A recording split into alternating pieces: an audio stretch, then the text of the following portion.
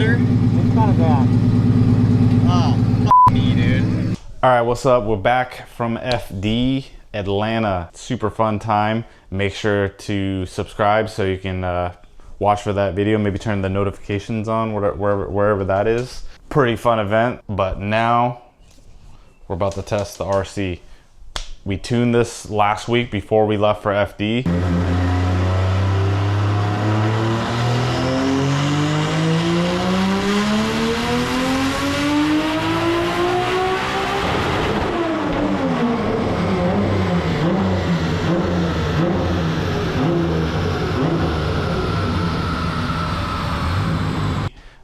My boy Freddie, Spec Tune, squeezed me into his busy schedule because he's down there in Florida, you know, real close to Atlanta. A lot of the pro spec drivers use Freddie. A lot of the maybe not a lot, maybe a couple of the Pro 1 drivers use Freddie to tune their cars for FD. But he was nice enough to squeeze me in there and get this thing tuned good enough. I didn't put, you know, just because he was remote tuning from Florida. Fresh build, tons of money involved. I want to just, if I'm gonna, you know, push it to max, you know, velocity, I want him to be there in the car, shifting it, listening to things, make sure that it's gonna be as good as it can be at whatever horsepower it's gonna make. Probably 900, maybe 950. It's got a G35 1050, so they've been known to make that kind of power with the mods and stuff that I have on this car. So we already have the car all packed up. I prepped the RC, packed the trailer, also prepped Ty's purple and black S15. So as soon as we all got back, because we all went to Atlanta together, we're all on the team. We had everything ready to go. All we had to do is fly in Sunday, hook up the trucks and trailers, next morning head straight to the track. So that's what we're about to do. I'll have Justin plug in some clips real quick and let's go to the track, shred some tires. Fucking hard, isn't it? That popped up all the time. Main. Like you put a clamp around the main.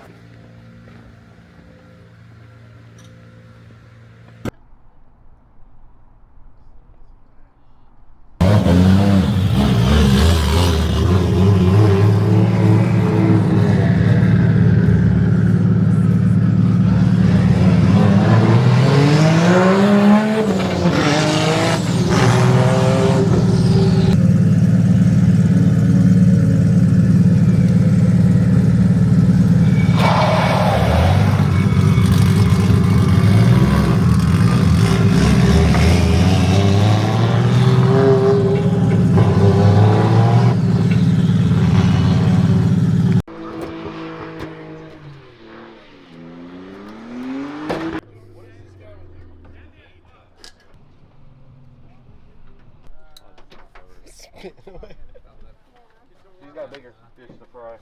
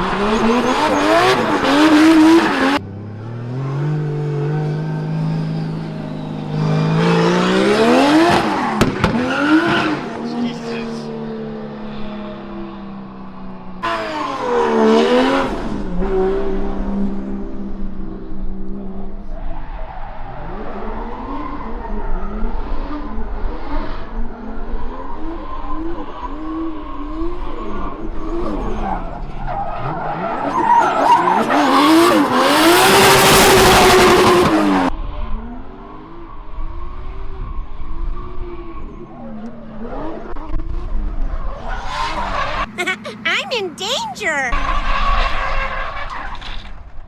Call it.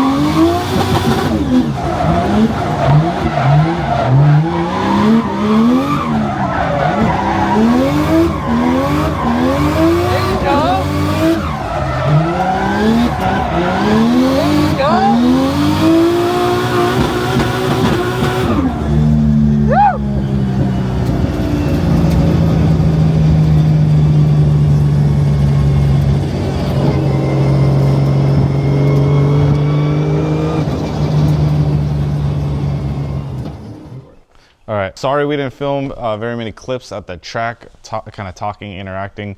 We basically only have from 2 to 6 to test the cars out, and I was also helping Ty with his car. Had a slight breakup issue, ended up being a weird thing on the coil pack. Like the boot was like covering the spring on the R35 coil pack. But at the same time, we were changing spark plugs, doing stuff like that. I went for a couple laps in the S15. Had a little pucker up moment. But you know, like it was all good. Just wasn't used to transitioning from the RC to the S15. The whole car just feels a lot different, and the grip level is different. He was on a little bit smaller tire. It was all good. Like I was like I just thought I had a little bit more grip, but it just wasn't there. I just didn't want to drive out, so I just slid off in the grass. Grass was wet. Zero damage. As far as the RC, everything went really good up until the end. I'll have Justin insert that. I might have to have Cam bring me back a new fender.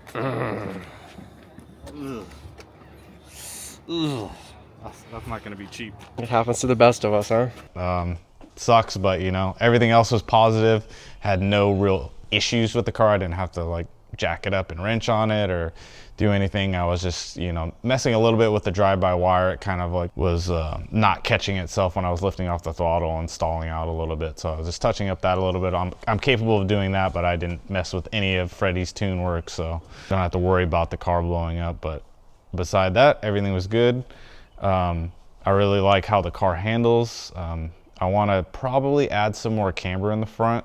I feel like it kind of wants to fall to lock. I was gonna mess with the toe a little bit, but I felt like I could just drive through it, so I just didn't mess with anything. I just drove it for what it was. Changing tires, I used some Vitors from that I got from Forest last year. Those actually made the car feel a lot better. The grip was more consistent. The other tires, I felt like the grip kind of like tapered off and went away, and I was finding myself like, you know, at the verge of like slipping and like gripping up, and it was like very, very small scale versus the Vitors. It was like consistent grip all the time. Like I knew when I let the clutch out exactly what it was gonna feel like. And yeah, I really like how the 200 treadwear felt versus like the other tires that I'm using are an Amazon tire. They're called Haidas. I really like them. They're super affordable. You can get them from anywhere, I think from like 85 to like 120 bucks, depending on what sizes you're going with. And they're, like I said, 340 treadwear, and they're pretty good. They don't like delam and do any weird chunking. And like I said, they're affordable. So that's normally what I use. That was the first set I burned on the RC. But like I said, like the grip felt kind of inconsistent, and those were a 275/30. So I think I'm gonna switch to probably a 265 and then just lower the air pressure, because the pricing on those, it would literally save me like $20 a tire going with 10 millimeter smaller tire versus the 275s I think are around like 118 or so. So that's a significant difference between the two. I'd much rather pay, you know, 85, 90 bucks a tire than 118. Aside from the last set of tires, you know, you're always like, oh, I'll do one more lap. Yeah, that's basically what happened. We were just messing around, and I was just in second gear, just kind of just doing some freestyle stuff, you know, just putting around, nothing crazy. And I don't know, the grip felt the same, so I just kept going, and then next thing you know, boom, tire blows out, and yeah, that was the end of that. But I got a couple options. I either fix it, because there's only maybe like one little 1-inch square missing out of the fiberglass, so otherwise I either get someone to fix all the fiberglass. I'm decent at fiberglass. I'm just not confident in painting, and you know, I don't really want to do all the sanding and stuff, so I'll probably just have someone else do that. Or I bug Kangushi to bring me back one from Kazama-san next round at FD Japan, and just completely, because they're probably going to cost nearly the same for like pay somebody to do all the body work, even if I do the fiberglass part, versus like just buying a new fender and just having someone spray and prep it. So those are my options with that. Sucks, but like I can't be too mad. Everything else went smooth. If that's the only casualty, you know, of this deal with that. Justin and his friend Brett were nice enough to come out and take some pictures and film, and then we had the GoPros out there, so we should be slowly leveling up our, you know, content as far as like what we're filming and getting multiple angles. Maybe one of these times we'll get somebody out there with the drone, but like I said, we just got back from FD Atlanta yesterday, so we really had like a small amount of time to like kind of organize all of this, and for that being the case, I think it went pretty smooth. So the next little bits here are probably going to be FD Orlando. I don't really know what else we're going to squeeze like in between there. Maybe some updates on like the 1J S15. Maybe doing some more work on Ty's black and purple S15. I think we're going to prep the old black and green S15 back there. I think we're going to bring that next time as a spare, because we've been having these little random issues, and it's like I said, we only have from 2 to 6, so 4 hours to get some driving in. If there's some like issue and we don't have the part to fix it, and it's like super simple, it's like super frustrating to deal with that. So if we could just bring, we're maybe 20 minutes from the track, if we can just bring both cars and then just have a backup, just hop into that one, I think that would be cool. And they're pretty similar cars. One's left-hand drive, one's right-hand drive, but they both have YSFAB, both JZs. The motor setup's a little bit different.